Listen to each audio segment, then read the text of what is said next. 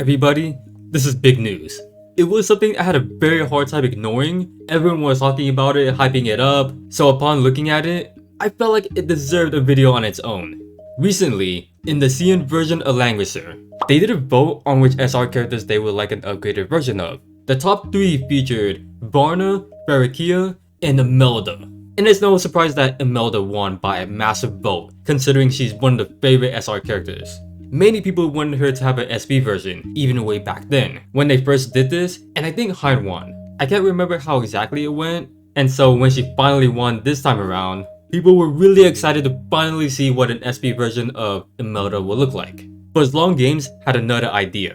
They delivered big time with this one. They introduced Ice Abyss Imelda, or her name in CN, Sovereign of the Ice Abyss. She isn't SP or SSR, but rather a new rarity, which is LLR, otherwise known as Langrisser Legend Rare. It even has a special colored icon, and it's crazy looking so far. They really went crazy with this one, going all out. You can really see the effort they put into this one. In the actual game though, it is a bit different, where she even has splash art, or not splash art, but like a background art. And this is all in the 5.5 anniversary, by the way. This is the second time that they've done this, where it felt like half anniversaries were much more better than like the actual anniversaries.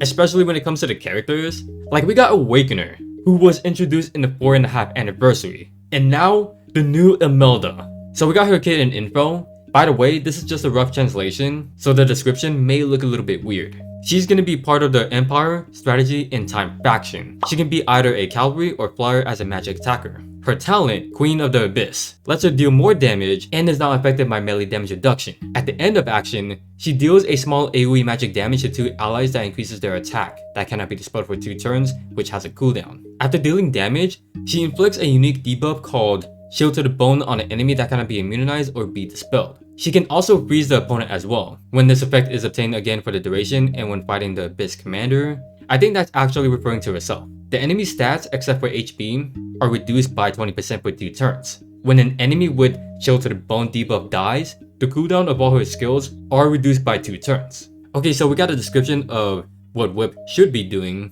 So yeah, small magic AoE damage to allies, some more damage dealt, fixed damage, more crit damage, attack and int boost, and more skill by 10% for 2 turns that's undispellable. We already know the cooldown, 3 or 2 turns depending on the star level, and looks like the range on which you can apply it reaches 5 blocks long. And the frozen debuff lasts for 1 turn, that makes them immobile as well. But that whip buff, all of what it's doing is basically the 3C of her normal SR form, which can only be applied to 1 ally. So having this 3C as her talent will be insane, giving it to, let's say, on 2 attackers like Andrew and Eshin. And the unique debuff that she can apply, it doesn't even matter if Rosen is your opponent. This thing can't be immunized, so it's gonna be going through immunities. I only seen some small bit of gameplay of her, and the frozen part is completely RNG on the first hit.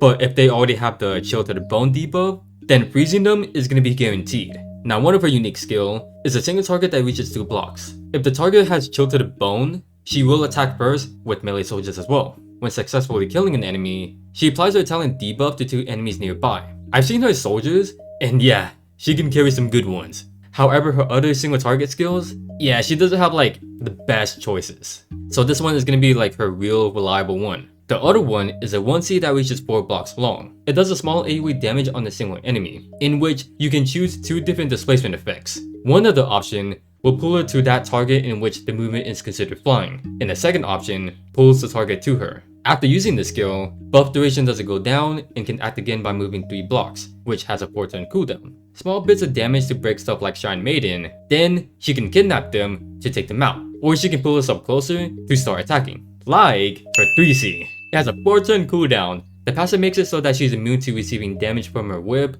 and will also increase her own int for 2 turns. So yeah, she can apply that buff not just on her allies, but herself as well. This is an AoE that reaches 3 blocks wide and 6 blocks long, that will teleport her and 3 nearby allies with whip to the furthest range of her AoE, while at the same time applies a special terrain called Icicle that is randomly applied for 1 turn. This thing makes it so that if any enemy moves through it, they will receive fixed damage that cannot be immunized. Then gets the Chill to the Bone debuff. If a non-flying unit tries to move on it, they will use up an additional mobility, then this skill gets replaced. The passive is the same thing. This is also an AoE that does a little bit more damage, but attacks 3 blocks around her, which also applies the same terrain that does similar stuff.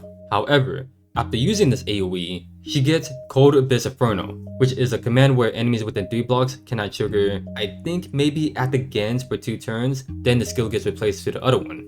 It's been quite a while since we got a character that's more focused on AoEs. Not only that, she's able to provide some insane offensive support to help enable more damage for 2 allies, even buffing herself up when she does so. Once you let her set those up, she's gonna want to go in and start disorientating the opponents by freezing them. Cause right after she uses her first 3C, she can immediately use the second part of her 3C AoE, and then it will actually be on cooldown. So in order for her to keep applying that pressure, the enemy with that debuff needs to die, cause if they do, it'll refresh all of her skills by 2, or just simply use Clock.